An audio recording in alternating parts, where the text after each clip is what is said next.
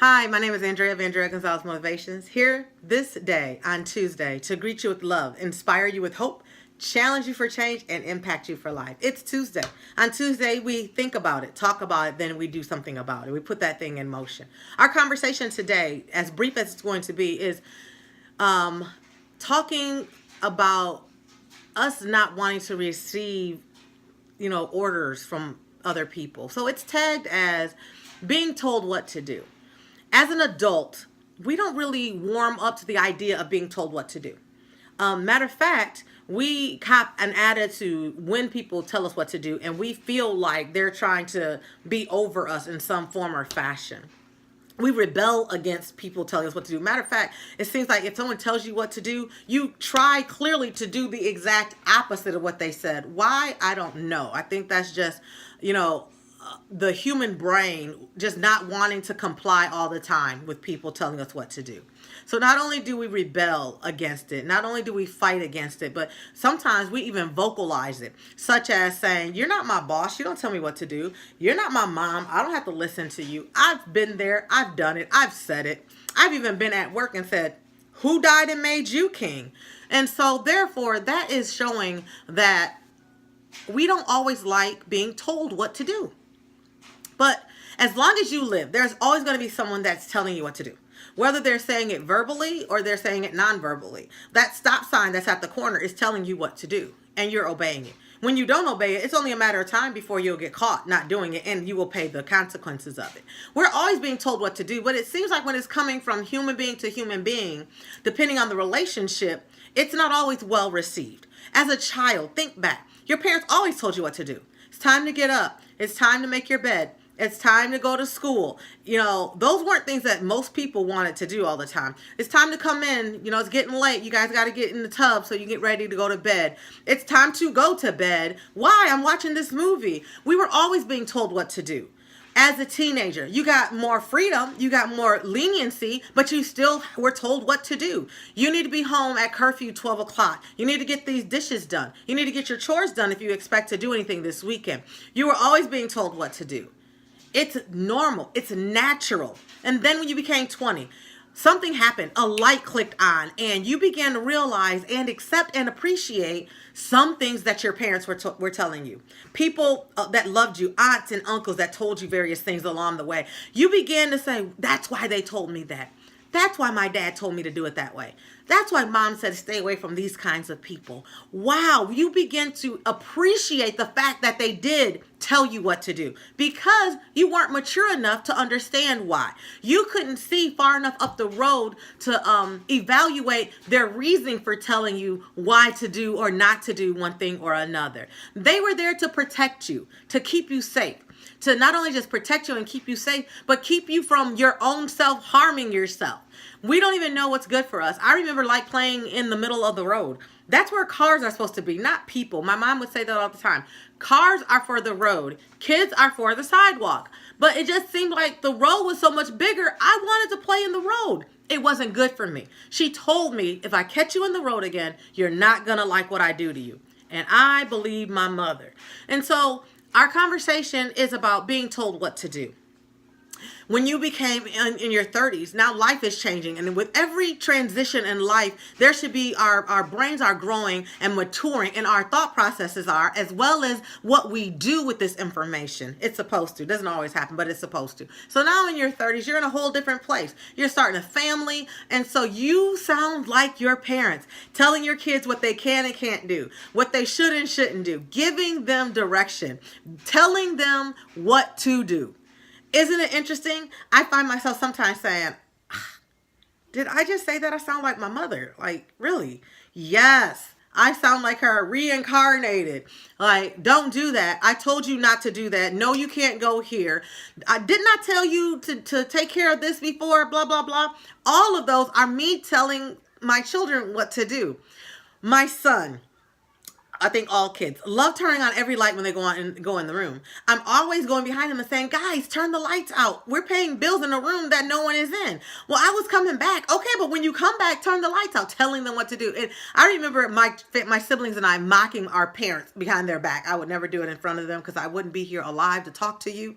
But I remember mocking my parents, like, I get so sick of them telling me what to do. But now I understand. Now that bills come in our name here as an adult, now that I'm responsible for the DTE, the lights, the heat, the water. Now, stop turning on the water and leaving it running for 20 minutes because you're trying to get cold water. Just get some ice and put in the cup. That's very simple. But now I am doing the same thing. I am telling them what to do because I have a better insight. I understand things that they don't have any comprehension to. So, as we continue this brief conversation, at work, it happens. You're being told what to do. If you have a supervisor, they're telling you what the daily plan is. We have to do this much production today. This group of people, you're going to be over here doing this. This group of people, we have people on vacation, so I need you to go here. And it happens at work. You're being told what to do. You're being told what to do because somebody is an authority over you. And I've been at work before and said, that's not my boss. You don't tell me what to do, or you don't think I have a brain to understand what needs to be done, not realizing that information has come to them via their upline. No one wants to look at that. We're just looking directly at that person. So I want to challenge you today of how do you respond when you're being told what to do?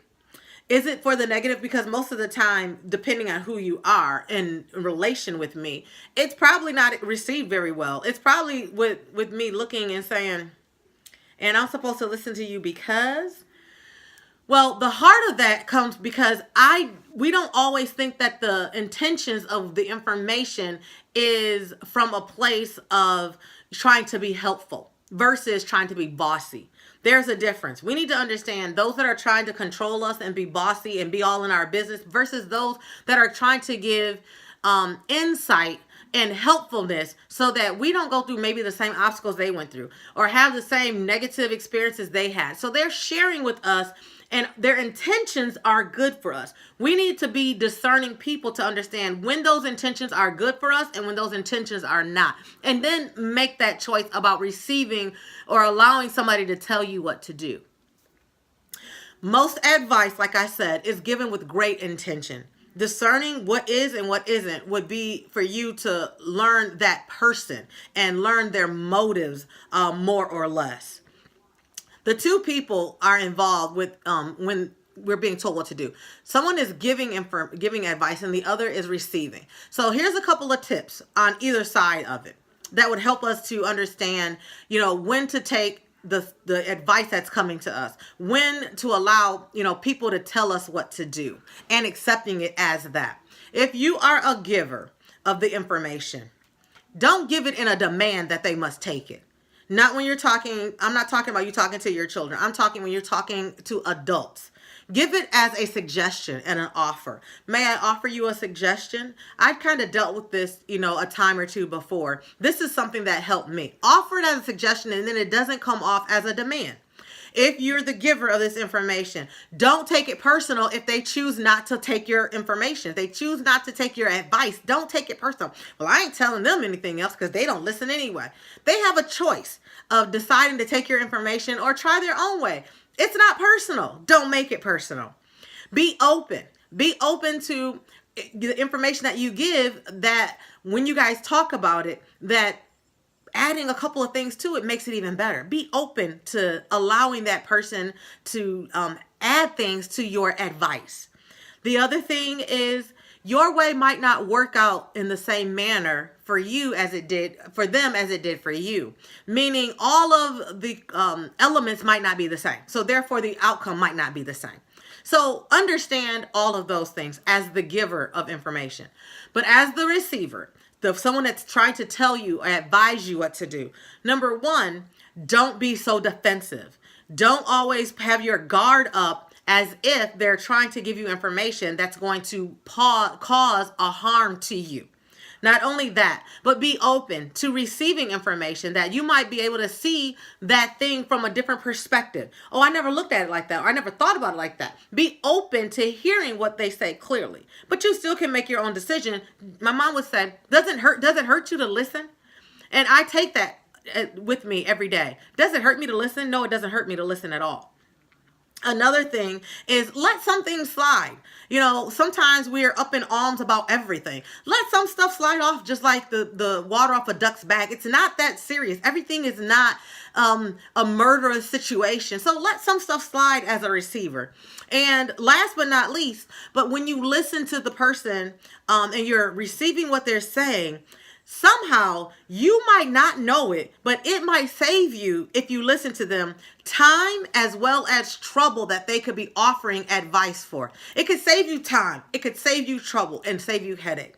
Most of all, for the giver and the receiver, give it and receive it with a heart that is good for both people. What do I mean by that? You have good intentions as the giver. You have good intentions as the receiver. And so with that being said, being told what to do. We're always being told what to do. The lights, during traffic are telling us what to do and what not to do. The traffic signs, the stop signs are telling us what to do, what not to do. We're always being told what to do, but it's how we receive what we're being told not to do. Receive it with an open heart. And I tell you that it will help you be your best self. Because if you're someone that is open to hearing other people, more people will trust you and want to communicate and get your ideas from you.